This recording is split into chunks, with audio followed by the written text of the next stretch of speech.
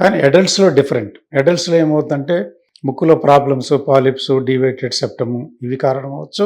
థ్రోట్లో main tonsils enlargement, థ్రోట్లో upper palate అంటే అక్కడ ఉవిల కొండ నాలుక అంటారు. ఆ కొండ నాలుక దగ్గర ఉన్న కండరాలు యాంటీరియర్ పిల్లర్, పోస్టీరియర్ పిల్లర్స్ అంటాము. ఆ మజిల్ వీక్నెస్, మజిల్ టోన్ తగ్గటం వల్ల, ఏజ్ వల్ల కానీ, లేకపోతే ఒబేసిటీ వల్ల కానీ, నెక్ షార్ట్గా ఉండటం వల్ల కానీ, ఆ కండరాలు ఉన్న మజిల్ టోన్ తగ్గి పర్టికులర్గా వెల్లికలా పడుకున్నప్పుడు ఎయిర్వే కొలాప్స్ జరుగుతుంది.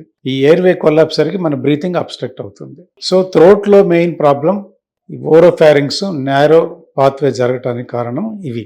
అయితే వీటికి ట్రీట్మెంట్ ఏంటి? సీరియస్ ఇష్యూ ఉన్నప్పుడు మనం కొన్ని టెస్టులు చేస్తాము.